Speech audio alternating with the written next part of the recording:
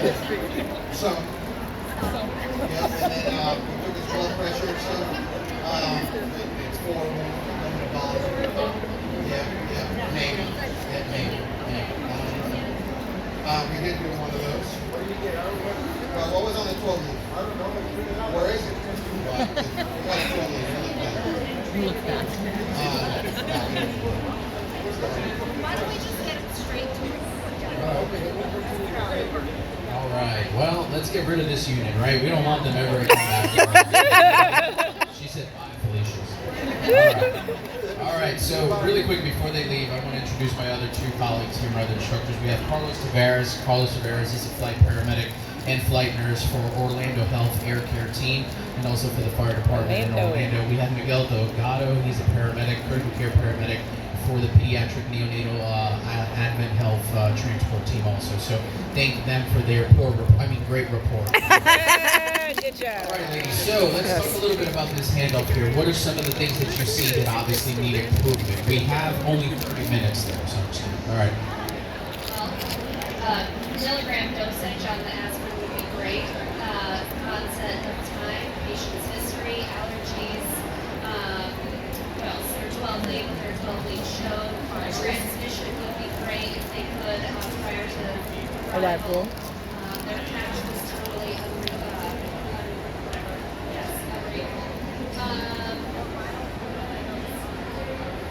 So great points that are brought up here. So one of the things that we want to make sure is this was staged to be a poor handoff, but is reality. This does happen on a day-to-day basis in the ED system. So one of the things that we want to make sure is that when you guys are receiving the patient, that you extrapolate the information that you need. However, if you're not given the correct information, you can't get water from a rock, right? So we have to be able to get that correct information.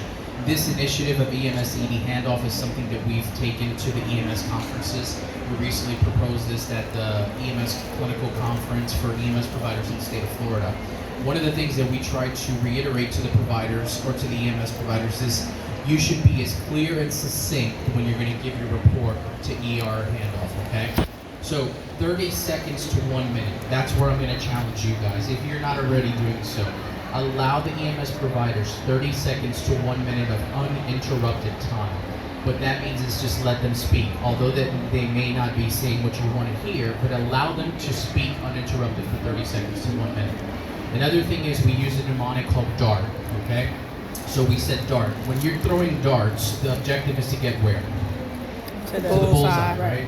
We want to get straight to the center, to the crux of it. So we tell the medics, when you're bringing in a patient, there's other mnemonics out there. ENA, TNCC has IMIS. There's many mnemonics out there that you can use. We thought DART would be a very good one because it's very simple, right? The premise is you want to get straight to the point. What's the working diagnosis? So this patient was a 30-something-year-old with chest pain, right? So we want to rule out a pneumonia, basically, at this point. That would be the life-threatening thing.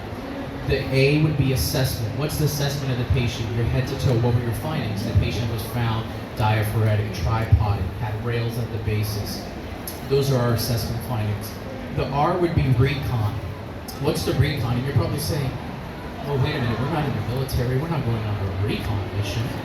But what do we mean by recon is what information were the medics able to bring to you? So what could have been some questions, and you did ask, but what are some things that you could have asked to find out exactly about this patient that would be good recon to help your medical decision making? That's one of those too. What else? onset, duration, history of previous. So obviously our OPQRST, our old cards, that's important, our sample history. But the other thing that we want to see is, let's not forget about environment, right? Where did we find this patient? If I told you that I found this patient at the outpatient cardiac stress center cath lab, right, that's going to be crucial.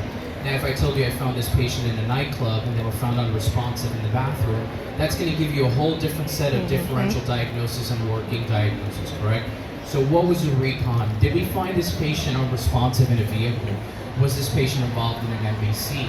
Were they restrained? How much steering wheel deformity was there intrusion? These are all the recon. Remember, the medics are the eyes and ears when they arrive on scene. So allowing them to give you that information, sometimes the sad truth of it is if you won't ask them, they may not tell you, right? So we give them those 30 seconds to a minute, but make sure you ask the right questions also. That's right. And then the T would be for treatment. Obviously, their treatment was subpar. They gave aspirin, they didn't know the dose. They probably established an IV, they did an EKG, they didn't know where there was any EKG findings. So we want to get that information. So remember that, DART, okay? Try to remember that mnemonic. Now the main thing is, what can you do to foster this environment, right? How do you establish that good bird in rapport? here. And it's training together, right? Sure. Interprofessional training, collaboration, and understanding their roles and your roles, right?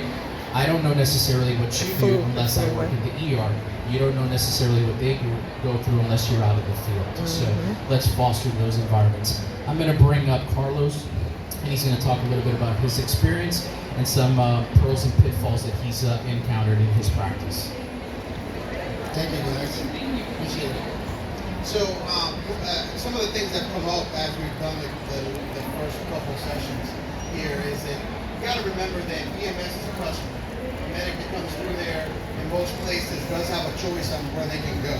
You know, so and it really doesn't rely on how many sandwiches and drinks and whatever you do to buy us, because usually we can see that we can easily bought with one of those unquestionable.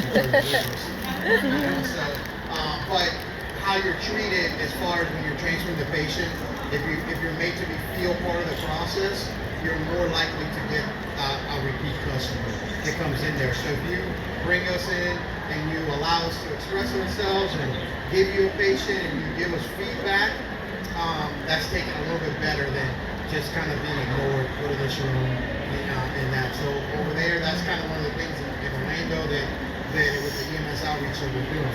If there's a way that you want your patient transferred to you, whether it's using a mnemonic or the proper time or the bad time to put the patient in there, you have to go out physically and train EMS. If you send them a video, if you send them a thing, we don't listen to that. We won't watch it.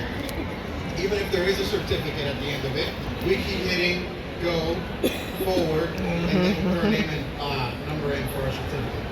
So if you physically come out and you teach us, they go, it was important enough for you to come out to teach this to me, it's important for me to remember. And that's how you get buy-in. It sucks. You have to go out there. You can't hit a massive crowd at one time. You have to go to stations and talk to guys. And 10 minutes max is the attention span you're going to get out of these guys. They're like ER nurses that work on the street, because your attention span really does suck as well. So, one of the things that we like to drive the point home of the example of actually listening is that I had the opportunity to be one of the first paramedics at the Pulse nightclub shooting as it was starting, as it was happening. That's cool. And I get a patient that we take to the ER, and the charge nurse, I tell her, I said, hey, there's a shooting down the street.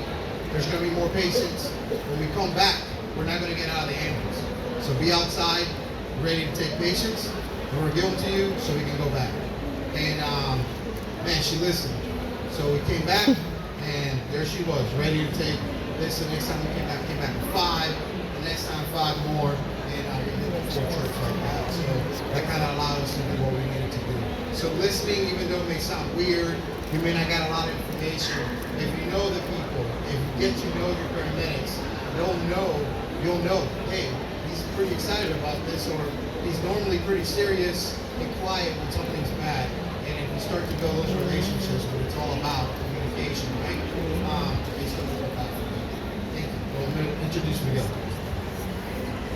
Hi guys, how you doing? Thank you for being here with us. Thank you for taking the time to learn about both sides of the coin, like I like to call it. From my perspective, my point of view would be on the pediatric side. Obviously, when we start talking about kids, our heart rates start bumping up a little quicker. And also, we try to do things a little faster, especially when our patients happen to be on a critical setting. At that point, obviously, the difference for us is the history taken, the history provided is going to be different. Most of the times we relate history, parents are not there, we come in with this child, we drop them off with you guys, and then it's limited the information that we have for you. And that information obviously is like playing telephone. It's going to start changing as the providers are coming in and start giving you more and more reliable information on what we got. So sometimes for us it's not that we don't have the information or don't want to give that information, it's just that we don't have a concrete information. We go sometimes in some scenes when we walk in and it's limited what we got, especially if I come in and I got an unconscious patient that I don't know anything about. But then later on, family members come in and give you so much more information. Most likely when it comes to that, as a paramedic from the paramedic view, is give us a little time. Also, like emphasize what Carlos and Victor have been speaking about, is getting that interprofessional training. There's a lot of stuff on our side that we don't know that you guys want. For example, if you're a trauma center, there's some criteria that you like to fill out when I call you for a report. Those agencies out there might not know that that's a check that they need to go ahead and tell you that information on. Relaying that information to them will go ahead and shorten the amount of time, improving our patient care, improving the short amount of time that we have to do with these reports.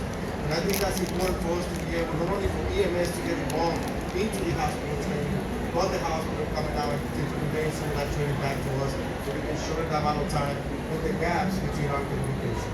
Once again, guys, thank you so much for everything. Thank you for being here. Continue with your conference. Hopefully you're having fun at ENA. We'll see you again soon. Thank you. Alrighty, thank you, Miguel and Carlos for your input. Take-home points from this lecture would be number one, there's a golden minute, right? Some facilities have 30 seconds, some people have a golden minute. We all have been ingrained with the golden minute, golden hour in trauma. So the golden minute, right? Allow 30 seconds to 1 minute for your EMS agencies when they come in to give a report. And if they are not giving you good reports, let them finish, get the patient, and then maybe have a nice collegial conversation with them and say, listen, you know, I would have loved to have a little bit more information. It's all about approach, remember that. You know, and work together. Remember, at the end of the day, we have one outcome that we're looking for, and that's to provide excellent patient care that's safe and efficacious. Effective communication is going to foster that. Collaboration interprofessionally will also do that. So I challenge you, if you're not already doing so, interprofessional collaboration education is crucial in medicine right now. Please adapt that.